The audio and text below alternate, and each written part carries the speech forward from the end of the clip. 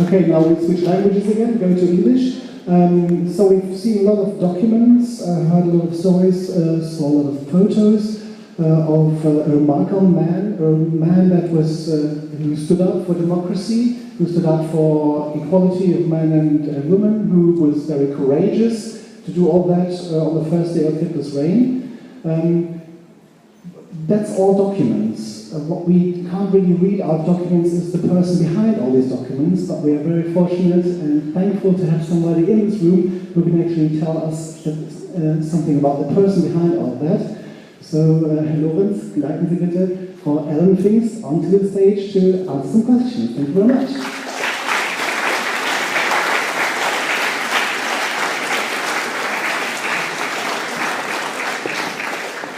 Der Lorenz hat zusammen mit Herrn Müller und den Schülerinnen das ganze Projekt initiiert, mitbetreut und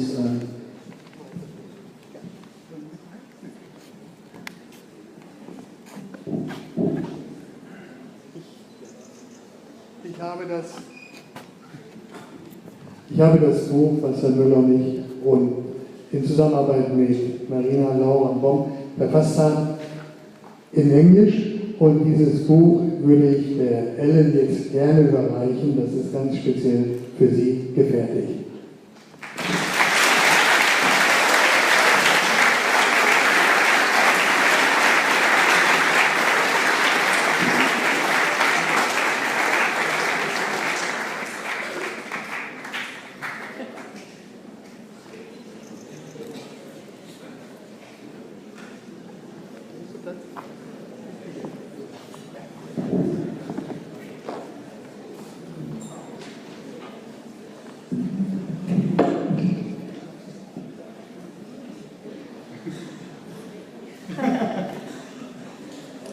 Okay,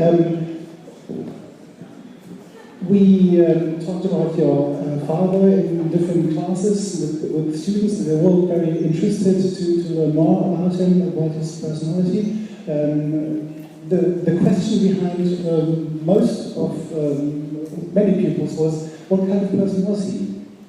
Could you characterize him a little bit for us, please? It's hard in a few words because he was a very complex person.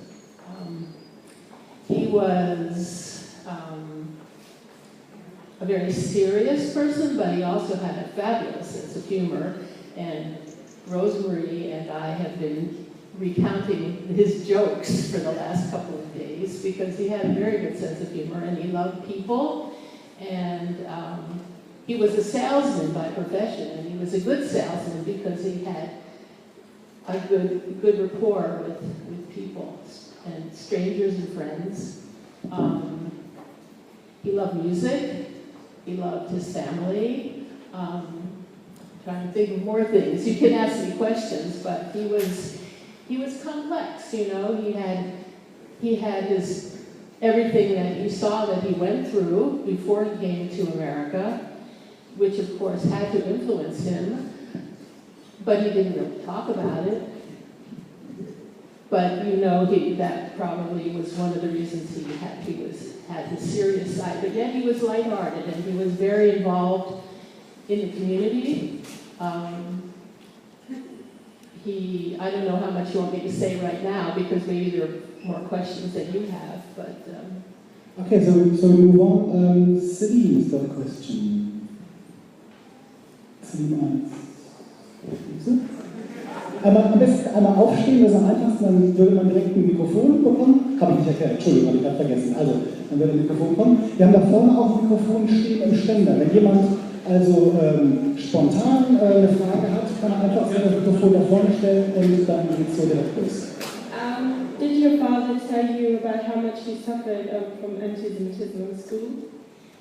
Well, as I just mentioned, he really didn't talk much about the anti-Semitism in school. He spoke more about his friendship with his friends. But there was one thing that he discussed, which I know there are no records of here, but I know that he told us that he wanted to go to medical school and that he was forbidden from going to pre-med, from studying pre-med. He was not allowed to do that. So he therefore became a businessman, but he originally wanted to be a doctor, but was not able to do that. That's really the only instance that I know of that he spoke of. Okay. Charlotte has got a question as well.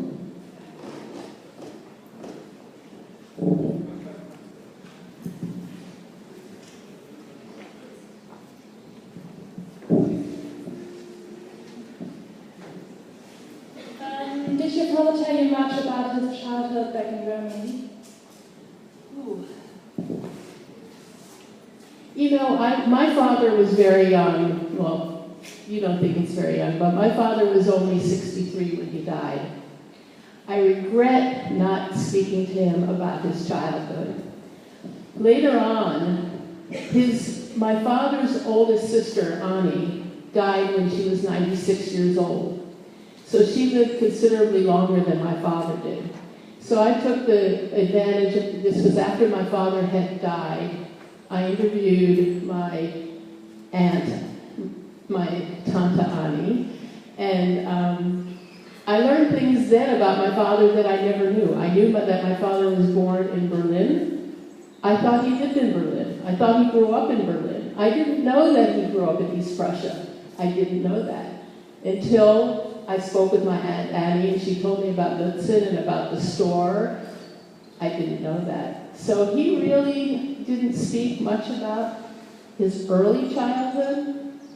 I know that he spoke about the Scouts, and he was a volunteer scout leader in the United States, and he spoke about his school friends. But really, he lived more in the present than in the past. He really didn't live in the past. Does that answer your question?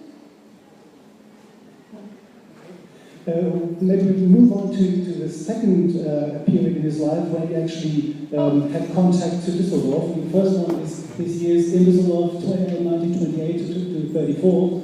But then he returned to Oberkassel, as we've learned, in the 60s and 70s. And some of the people wanted to ask questions on that episode as well. I didn't see there was an agenda here. Okay.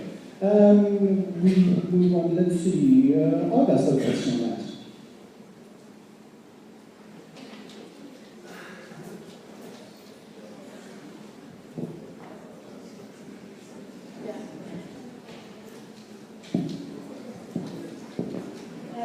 How did you feel about Germany when he returned in the 60s? How did he feel about Germany, or how did he feel about returning? I really... About returning. He was so excited when I remember when he was planning his first visit, he was just so excited to go back. And then when he went on a business trip. That was why he was in Germany. And I think, and Rosemary can correct me, but I think he didn't arrange, he just showed up. He did that a lot, actually. We would just show up at people's places unannounced. But he just showed up, and he was just so excited about the idea of remaking friendships. And then when everything worked out so well, I mean, the friendships continued over the years. So he was very excited about it, very happy. I don't know about how he found Germany exactly, politically or anything. I don't really know. Did he really plan to come to Oberkassel at all, or it was on the spot that he actually decided, Well, he had some kind of business in Germany, I think, and so Oberkassel, I think he just came because, I don't know, well, your father wasn't living in Oberkassel, so maybe he didn't even go back to Oberkassel. I don't know. The group, that's right, the group from his class got together every month for years. How many years? Oh, until they died. That's just amazing. I mean, every month the group of friends got together. And every month the group of friends got together, and so they came over to Oberkassel probably just to see, but I don't know if they were living, if her father was living in Oberkassel at the time.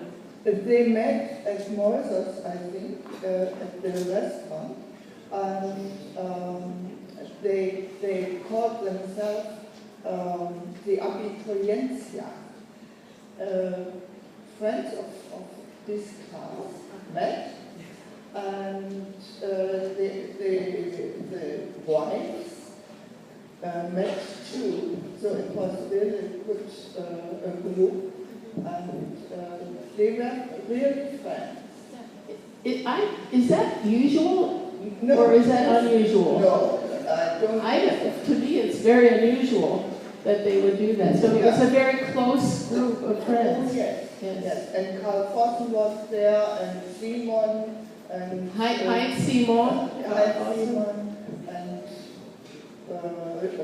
Fence, Hugh Fence. Oh, Hugh Fenster. Yes. Yeah, I know these names. Yes.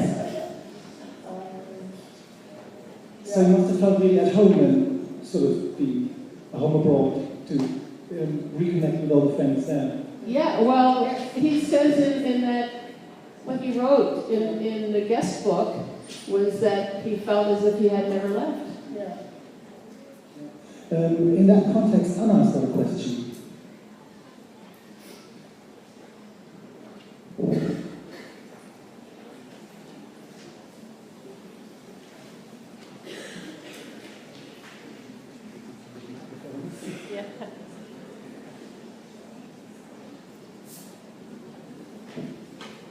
Did your father ever think about moving back to Germany? I'm sorry, say that again? Did your father ever think about moving back to Germany? Oh, moving? No, he never. Why not?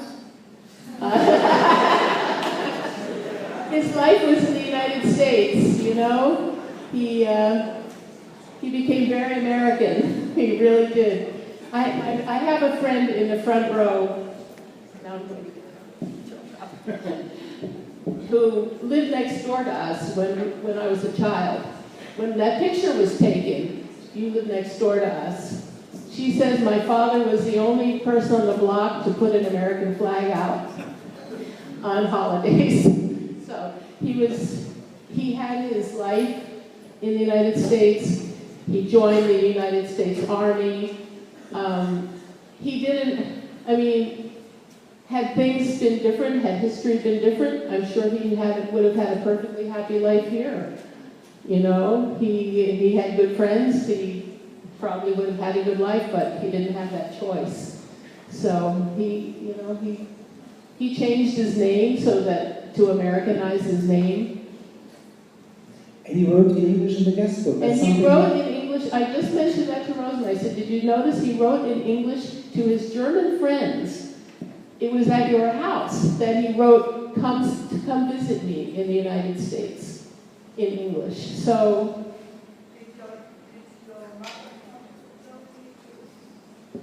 my mother, the question was, did my mother come to Germany too? Yes, yes, she met everybody in Germany, yes. Mm-hmm.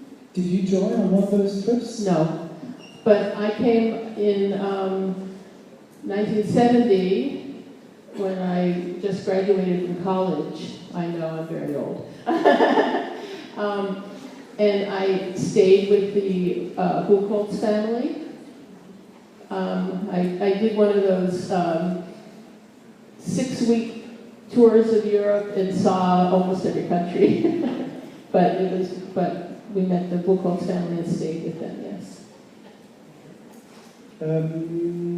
Michaela's got a question on Werner Finks in America.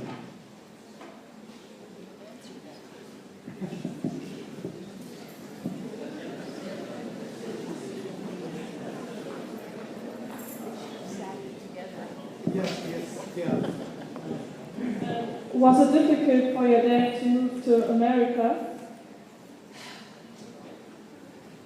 You know, well, given the circumstances that he had to move to America, it had to be difficult. It wasn't his choice.